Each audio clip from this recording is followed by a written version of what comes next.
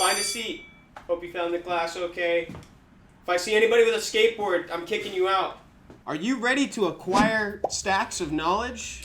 Welcome to Beginner's Guide to RTA 101. If you're looking for the late game guide to RTA, that's down the hall. This is room 246. This is Professor Odin. And I'm Professor Odin. And this is Professor Baleygr.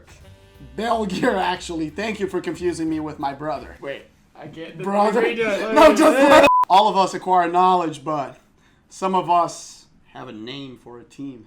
BJ5, all the time, baby. Today we're going to tell you everything that you need to know to breach into PvP content in Summoner's War, and because we have a chalkboard, that means we have authority. Yes. You have to listen, and you're going to learn a lot today, so let's start this off. Oh, you don't pop the cap off of a piece of chalk. You pop it off with white. If you haven't already, we recommend that you watch the top 15 free-to-play monsters for RTA. That's more or less a primer for this class that's going to follow. The first question on this class is, look forward.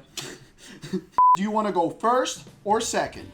As an oversimplification, first turn more or less means that you want to focus on fast runes or speed leads to supplement that. Second turns means slower runes, tanky units with comeback potential, and will runes. And where do you get will runes? Lumel. We're forgetting anywhere else? No, I don't think so. I think it's just Lumel. Let's go into our big, important part of the match, the pick and ban phase. If you're picking first in the pick ban phase, then that means that you have an opportunity to claim something unique that you're guaranteed to get without any competition from your opponent. Now, something important to remember is that you're going to want to pick something that doesn't necessarily give your whole strategy away. That's why neutral picks such as Ciara and Fran, maybe even Okeanos, are such an amazing first pick in the meta right now. Meanwhile, things like Chiwu or Molong will definitely be broadcasting your strategy to your opponent. Maybe those are best saved for later in the draft. Picking second. This is my personal favorite because it guarantees you the opportunity to finally counter everything that your opponent's doing. So what does that mean, Michael, in the front row over there? Pick Verd first? Very far off. This actually means it's your opportunity to pick Miho against a very offensive team that crits a lot. Maybe a Belenus or a Rika against a team that has no immunity or only one immunity that you can ban. Or Verd and Lauren against stationary comps, Tessarion against passives and no immunity.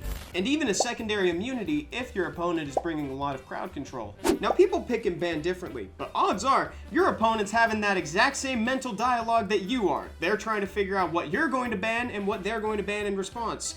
Now, do yourself a favor and try to subdue that little voice in your head. Make it easy on yourself. Generally, don't attempt to predict any bans from your opponent. Instead, sit back and think about which monster brings the most trouble against your composition.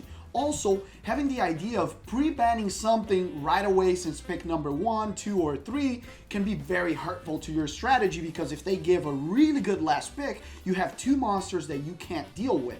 So attempt to pick and ban whatever is on the table already. Of course, there will always be some edge cases. For instance, obvious ones where if you have one immunity option and your opponent only brings one stripper.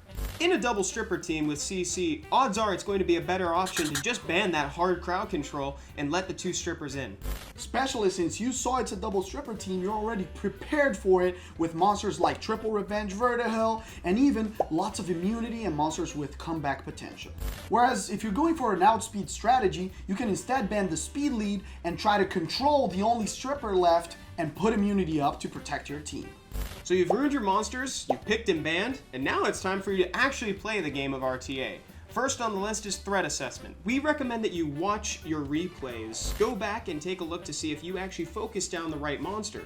Make sure that in your threat assessment, you're taking into account which of their monsters has the most potential to neutralize key units on your team. For example, if you're playing with immunity and attack bar control, neutralizing the stripper on the other team should be your main target.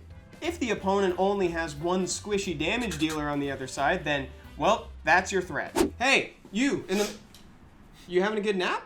No, that wasn't me. You're thinking of somebody else who was asleep. Another important tip is keeping track of your cooldowns. It's very important to know when you're going to have that AoE immunity from friend back or the reset and stun from Okeanos. Next is the turn order that your monsters take, especially when going in with a first turn comp when the enemy doesn't have a lot of opportunities to mess with your turn order. This is important to keep in mind. If you happen to have a stripper and a CC on your team, make sure that they move close together and that your stripper moves first to open up the enemy team to be controlled. You want to do the same exact thing if you have a defense breaker with your damage dealer. Ideally, between these combo monsters shouldn't be too big of a difference, so 5 to 10 speed is acceptable. And of course, taking into account speed leads. Always. 24, 33, doesn't matter. What if I already controlled the immunity giver? Well, you don't just not reset the Velajul because he's already stunned. Velajul is gonna proc if given the opportunity. So keeping in mind the potential for the enemy's monsters to proc and get an additional turn if they're typically built on violent is something important to consider. One of the most important things to think about while deciding who to reset even if they're all stunned is taking into account which proc will hurt you the most. Maybe a Velajul procking into an AoE immunity is super dangerous because your whole game can be over, whereas if a Ciara procs, she will only control one monster with her bomb. Don't put that risk on yourself. Reset the Velajul. Always. Always. I'll give you another hypothetical. What if you have a Hawthorne, a Barbara already stunned, and you're looking for who to reset next? You want to think about whether or not you have enough immunity to withstand a full delayed promise from that Hawthorne. And what could a Barbara do if she procs? She could maybe take out one monster? Who do you stand to suffer for the most? This has gotten away. Hey, I'm in the middle of saying something. Already over. We wanted to stay here for like an hour at least. Remember, you got homework. Do at least 10 runs of R3 to stay humble, okay? Yeah, remember your roots. See you next week.